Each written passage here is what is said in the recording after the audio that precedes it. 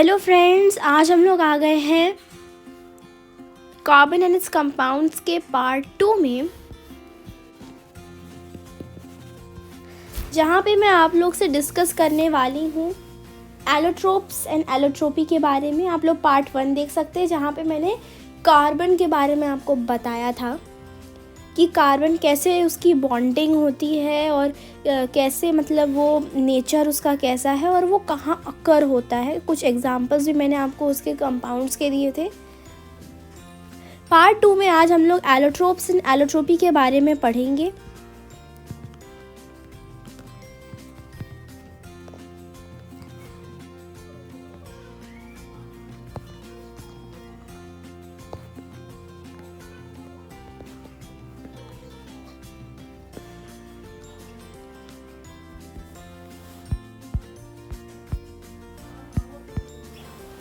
तो आज का हम लोग का टॉपिक बस इतना ही है। ये 3 चीज़ें आज हम लोग पढ़ने वाले हैं एलोट्रोप्स के बारे में, एलोट्रोपी और physical and chemical properties of diamond and graphite.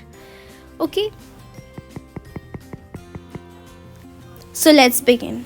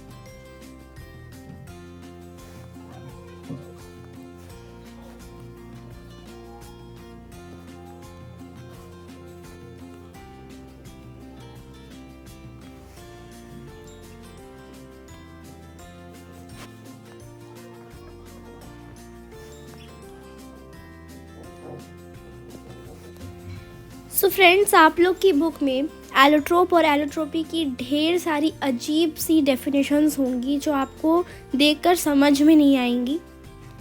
और यहाँ पे जो मैंने लिखा है ये वाली जो डेफिनेशन है, ये सबसे क्लियर और सबसे आसान डेफिनेशन है और सबसे सही डेफिनेशन है। तो चलिए इसको पढ़ते हैं।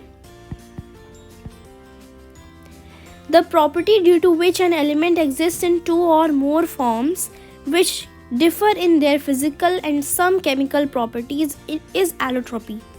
तो ये allotropy की definition, and the various forms are called allotropes or allotropic modifications. ठीक है, full stop. क्या मतलब है इसका? The property due to which an element, अब यहाँ पे जिस element की हम लोग बात कर रहे हैं उस element का नाम कार्बन है। ठीक है, तो कार्बन एग्जिस्ट इन 2 और मोर फॉर्म्स, है ना। हम लोगों ने पिछले वीडियो में इसका वो क्लासिफिकेशन देखा ही था। उसमें हमने देखा था कि कैसे कैसे हमारे फ्री स्टेट को 2 पार्ट्स में डिवाइड किया गया था। एक था क्रिस्टलीन, फिर एक था अमॉर्फस। फिर फर्दर हमें क्रिस्टलीन और अमॉर्फस के कुछ टाइप्स मिले थे। अमॉर्फस के 4 थे जो मैंने आपको बताया था,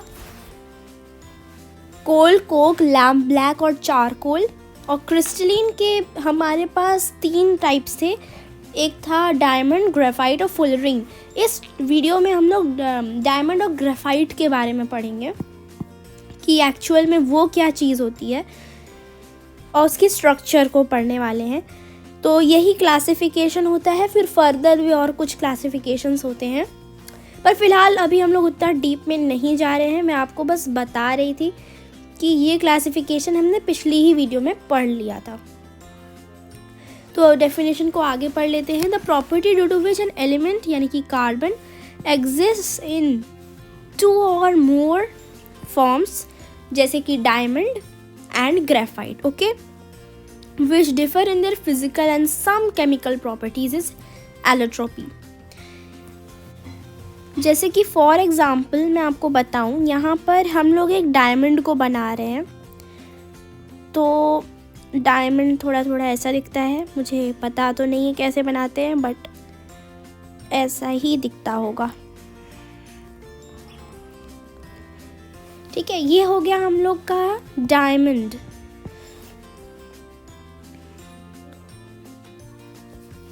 और यहीं पर अगर मैं बनाऊं ग्रेफाइट, तो ग्रेफाइट को मैं ऐसे बना सकती हूँ, है ना, थोड़ा सा ग्रेइश कलर में होता है, तो ये मान लेते हैं ग्रेफाइट है। आपकी जो पेंसिल आप लोग देखते हैं ना, पेंसिल जो थोड़ी सी ऐसे, तो ये जो पेंसिल की यहाँ पे जो टिप है, पेंसिल की ये जो टिप है, ये टिप हमारी यही चीज़ है, ग्रेफाइट। तो इसको मैं यहाँ पे लिख देती हूँ कि ये ग्रेफाइट है। अब आप देख सकते हैं इसमें फिजिकल कितनी सारी डिफरेंसेस हैं। यहाँ पर फिजिकल कितने डिफरेंसेस हैं। यहाँ पर आप देखेंगे, पहली चीज़, डायमंड का कलर अलग होता है। अब मैंने यहाँ पे आपको ब्लू से दिखाया ताकि आपको कुछ तो दिखे, लेकिन अगर मैं आपको एक रियल चीज़ बताऊँ तो ये हमारा थोड़ा सा क्या होता है, ट्रांसपेरेंट, और ट्रांसपेरेंट का मतलब होता है कलरलेस। अब यहीं पे आते हैं ग्रेफाइट पे। ग्रेफाइट का कलर कैसा होता है, silver colour, blackish grey colour.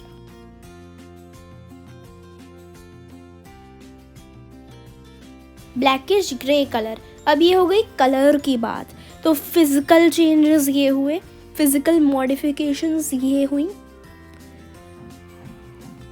इसमें मेटालिक सा लश्चर आता है और इसमें क्रिस्टल जैसा लश्चर आता है, हालांकि दोनों ही हमारे क्रिस्टल स्टेट में है। अब देख लेते हैं नेक्स्ट यहाँ पे क्या हो सकता है कि ये जो है, आपने देखा होगा आप जब पेंसिल से लिखते हो ना, तो पेंसिल से लिखने में क्या होता है कि आप ग्रेफाइट से ही लिखते हो। ये रहा पेंसिल, तो आप ग्रेफाइट से ही लिखते हो। तो आप जब लिखते हो तो ऐसी क्या चीज़ है उस ग्रेफाइट में जो उसके ऊपर मार्क छोड़ देती है ना, पेपर के ऊपर मार्क छोड़ देती है। तो वो चीज़ होती है इसकी सॉफ्टनेस। ये बहुत ज़्यादा जो होता है सॉफ्ट होता है। और यही अगर हम लोग बात करें डायमंड की, तो ये बहुत ही ज़्यादा हार्ड होता है।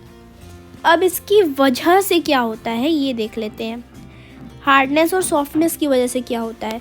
सॉफ्टनेस की वजह से लीव्स मार्क ऑन पेपर, इसलिए हम लोग इसको पेंसिल वगैरह में यूज़ करते हैं। और हार्डनेस जो है, जो इसकी हार्डनेस है, वो इसको रिजिडिटी देती है, मतलब कि इसको स्ट्रॉन्ग बनाती है। क्यों बनाती है, ये भी तो एक क्वेश्चन होना चाहिए। तो यहाँ पे मैं आपको बताती हूँ, ये हार्डनेस जो होती है वो बेसिकली रिजिड क्रिस्टल लैटिस, जिसमें कोवेलेंट बॉन्डिंग होती है, CC covalent bonding with uniformity and strength. अब यहाँ पे देख लेते हैं सॉफ्टनेस क्यों होती है इतनी ज़्यादा ग्रेफाइट में, क्योंकि यहाँ पर हमें वीक वैंडरवाल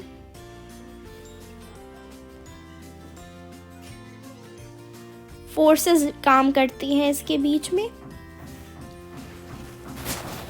जो एक दूसरे पर स्लाइड होता है। तो अभी मैं आपको इसके स्ट्रक्चर के बारे में भी बताऊंगी, तो तब आपको ये पॉइंट जो है समझ में आएगा।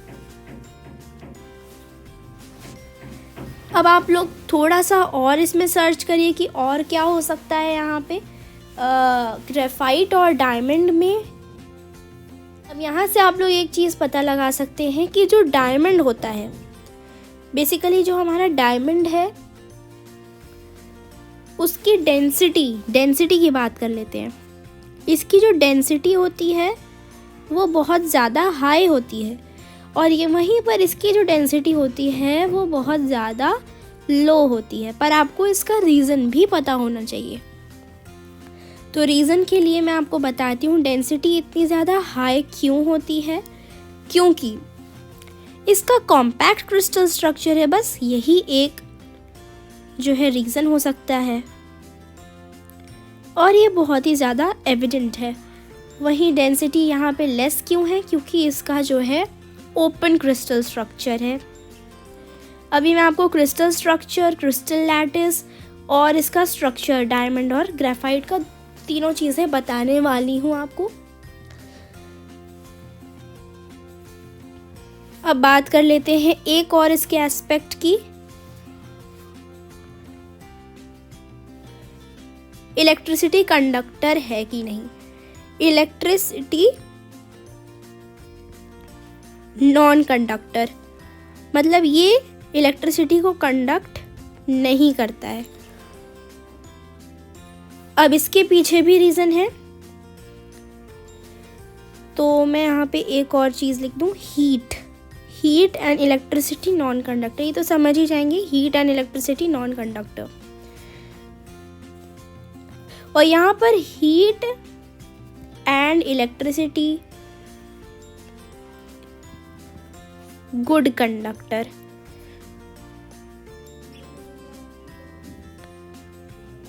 ठीक है,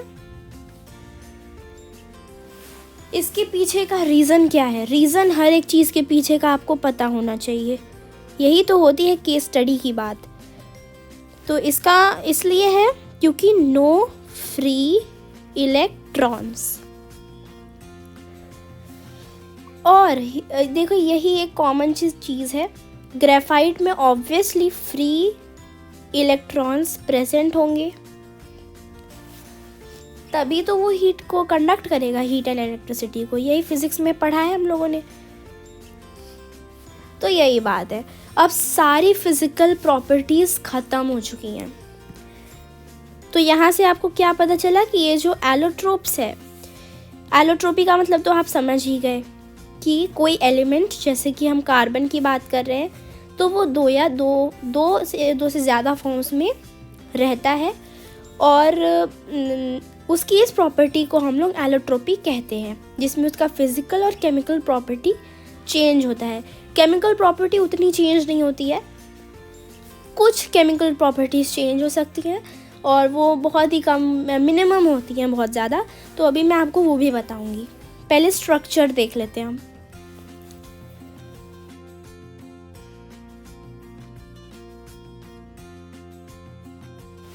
मैं आपको इसके लिए बहुत देर से वेट करा रही थी, तो अब मैं आपको बताती हूँ। तो डायमंड का जैसे स्ट्रक्चर अगर मैं देखूँ, क्रिस्टल लैटिस। अच्छा, मैं आपको पहले क्रिस्टल लैटिस का ही मतलब बता देती हूँ।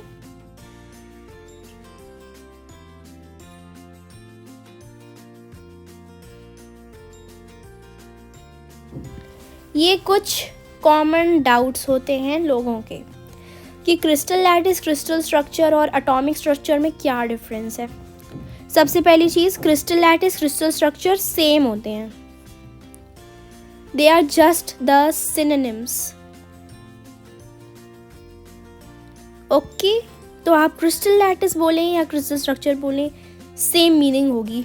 ठीक, अब एटॉमिक स्ट्रक्चर, आपने इस पे पूरा चैप्टर भी पढ़ रखा है। एटॉमिक स्ट्रक्चर क्या होता है? ये एक एटम है, ठीक है,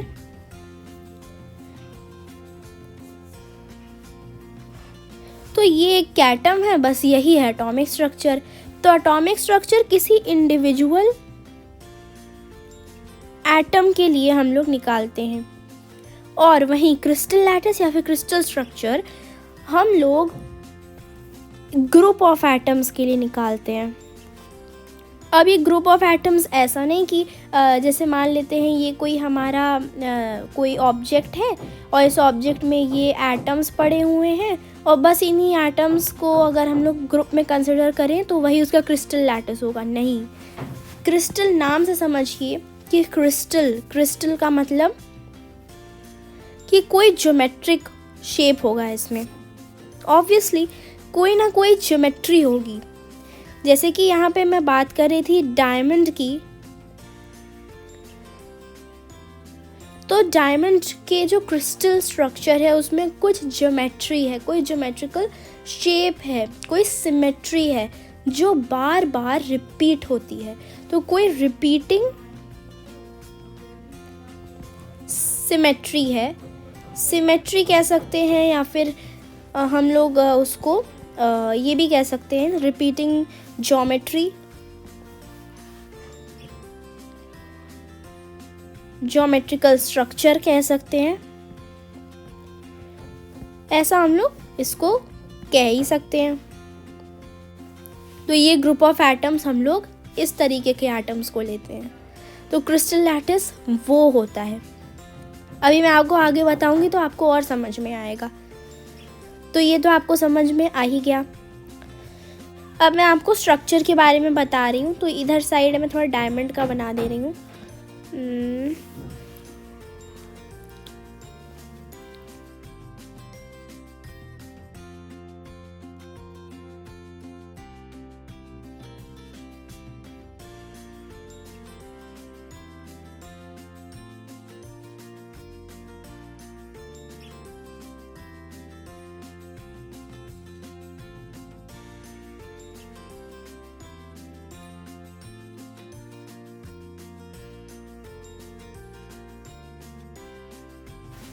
तो जैसा कि आप लोग देख सकते हैं, ये जो मैंने बनाया है ये डायमंड का क्रिस्टल लैटिस या फिर क्रिस्टल स्ट्रक्चर है।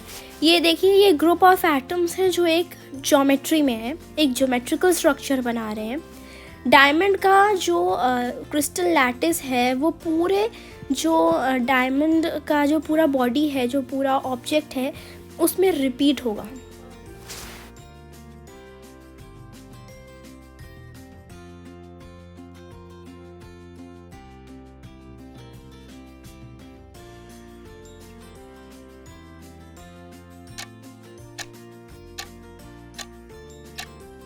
तो ये हो गया हम लोग का ग्रेफाइट।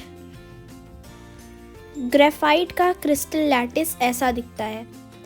ये आप देखोगे, अब ये जो मैंने फिगर बनाई है ये वाली, इस फिगर को आप लोग देखोगे, इसमें एक टेट्राहेड्रल शेप आ रहा है। एक जो है इसमें टेट्राहेड्रल शेप जो है आ रहा है, और यहाँ पर ग्रेफाइट में एक हेक्सागोनल शेप आ रहा है। तो ये हो गया पहला point of difference between the two crystal lattice. पहला पॉइंट तो यही हो गया। तो ग्रेफाइट में आप लोग देखोगे यहाँ पे ये इस तरीके से यहाँ पे ऐसे गैप रहता है। यही गैप की मैं आपसे बात कर रही थी। ग्रेफाइट के क्रिस्टल स्ट्रक्चर में यही ओपन स्पेसेस रहती हैं, और फिर ओपन स्पेसेस के बाद यहाँ पर फिर से ऐसा ही सेम टू सेम स्ट्रक्चर दिखता है हमें। अब मैं आपको यहाँ पर ये चीज़ बताना चाहूँगी कि यहाँ पर ये जो बीच में आपको दिख रहा है, ये पार्ट, ये वाला पार्ट, इसमें क्या है? इसमें है weak van der Waals force. ये हो गई, ये वाला है लेयर 1, ये वाला है लेयर 2। ठीक, अब मैं आपको बता रही हूँ, ये जो है यहाँ पे इन एटम्स के बीच में, ये जो एटम्स हैं के बीच में कोवेलेंट बॉन्डिंग है। और यहाँ पर डायमंड की अगर हम लोग बात करें तो यहाँ पर इन एटम्स, ये सारे जो एटम्स आपको दिख रहे हैं ना, ये सारे एटम्स, इन एटम्स के बीच में भी जो है कोवेलेंट बॉन्ड है। अब कोवेलेंट बॉन्ड आप लोग अगर नहीं जानते हैं तो आप लोग मेरा वीडियो देख सकते हैं केमिकल बॉन्डिंग का, वो ऑलरेडी मेरे चैनल पे अपलोडेड है। उसमें मैंने आपको कोवेलेंट बॉन्ड के बारे में बताया है, कोऑर्डिनेट बॉन्ड के बारे में बताया है और आयनिक बॉन्ड के बारे में बताया है, तो आप लोग उसको देख सकते हैं। फिलहाल के लिए कोवेलेंट बॉन्डिंग क्या होता है, एक बॉन्ड बनाता है म्यूचुअल कंट्रीब्यूशन ऑफ एटम्स से, तो यही है कोवेलेंट बॉन्ड। पर एक बात यहाँ पे नोट कर लीजिए जो आपको पता होनी चाहिए कि ये एक बहुत ही ज़्यादा स्ट्रॉन्ग बॉन्ड होता है, ठीक है। अब तो पहला पॉइंट तो यही हो गया कि ये हेक्सागोनल शेप का होता है, यहाँ पर week van der Waals force होती है, ये हेक्सागोनल शेप का होता है, यहाँ पर टेट्राहेड्रल शेप होता है, ठीक है। पहला डिफरेंस आपको पता चल गया कि ये इसमें टेट्राहेड्रल शेप होता है, हेक्सागोनल शेप होता है ग्रेफाइट में, ये एटम्स ऐसा बनाते हैं इसके क्रिस्टल लैटिस में। और क्या होता है, यहाँ पर कोवेलेंट बॉन्डिंग रहती है एटम्स के बीच में और पैरेलल लेयर्स के बीच में week van der Waals force होती है जो एक दूसरे के ऊपर स्लाइड होती है जब आप उसको पेपर पे लिखते हैं। तो ये हो गया दूसरा रीज़न इसका। और यहाँ पर कोवेलेंट बॉन्डिंग होती है जो इसको टाइट और कॉम्पैक्ट रखती है, तो कॉम्पैक्ट रहता है ये और ये जो है थोड़ा सा लूज रहता है। अब नेक्स्ट मैं आपको पॉइंट ऑफ डिफरेंशिएशन बता देती हूँ, क्या हो सकता है नेक्स्ट पॉइंट। ये बात मैं आपको अब बता रही हूँ कि यहाँ पर आप लोग देखेंगे ये यहाँ पर आप लोग देखेंगे कि ये जो एक एटम है, मान लेते हैं ये वाला एक एटम है, ये मैंने आपको पिछली वीडियो में भी बताया था, ये जो एक अकेला कार्बन का जो एटम है ये 4 अदर एटम्स से लिंक है। तो डायमंड में 1 कार्बन एटम, वो कार्बन को मैंने C लिख दिया है, 1 carbon atom is linked to other 4 carbon atoms, okay. और वही चीज़ यहाँ पर अगर मैं आपको बताऊं तो यहाँ पर आप लोग देखोगे कि ग्रेफाइट में 1 carbon atom is linked to other 3 carbon atoms, okay. ये आया कैच। यहाँ पे आप लोग देखिए, ये मान लेते हैं हम बात कर रहे हैं इस वाले एटम की, कोई भी एक एटम उठाइए, इस वाले एटम को आप लोग देखो कितने एटम से लिंक्ड है, 1 2 3, 3 से लिंक्ड है। चलो ये वाला एटम उठाते हैं, ये वाला एटम इससे कनेक्टेड है, तो इसलिए हम लोग इसको कहते हैं कि ये वाला जो है 1 carbon atom is linked to other 3 carbon atoms, okay. बाकी तो मैं आपको बता ही चुकी हूँ, ये सॉफ्ट होता है, सॉफ्ट, ये हार्ड होता है डायमंड। डायमंड नेचुरली अकर होता है, नेचुरली एंड आर्टिफिशियली।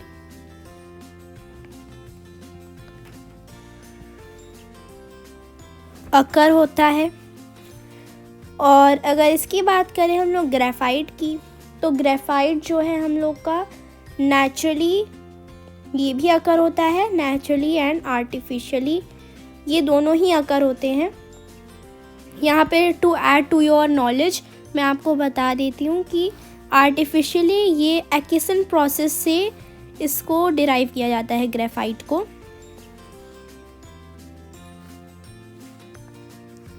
और अगर आपको एक पॉइंट चाहिए, मान लेते हैं ये आपको मतलब एग्ज़ाम में आप लोग एक पॉइंट भूलते हो, तो ये एक पॉइंट हो सकता है कि ये 3 डायमेंशनल होता है और ये 2 डायमेंशनल होता है, एक शीट स्ट्रक्चर है, ठीक है।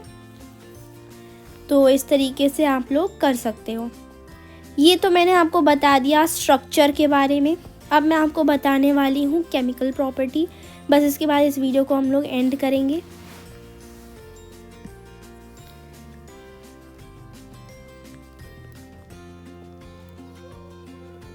तो केमिकल प्रॉपर्टीज़ तो बहुत जल्दी जल्दी मैं कवर कर दूँगी। पहली चीज़ तो इसमें ये है कि जो अगर मैं डायमंड की बात करूँ इधर, और यहाँ पे मैं बात करती हूँ ग्रेफाइट की। क्या लिख रही हूँ मैं ग्रेफाइट को, ये रहा डायमंड, ये रहा ग्रेफाइट। तो जो डायमंड है वो हम लोग का इनर्ट होता है, केमिकली इनर्ट नेचर का होता है। इनर्ट का मतलब पता है ना आप लोग को, अनरिएक्टिव। ठीक है, अनरिएक्टिव की मैं बात जो है कर रही हूँ। और ग्रेफाइट की अगर मैं बात करूँ तो ये स्लाइटली रिएक्टिव होता है।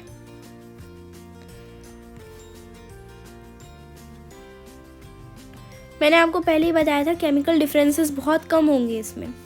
ये कंबस्टिबल होता है, हम लोग का डायमंड जो है कंबस्टिबल है। कंबशन का मतलब हम लोग को पता है, कंबशन का मतलब होता है burning of something in air और ऑक्सीजन।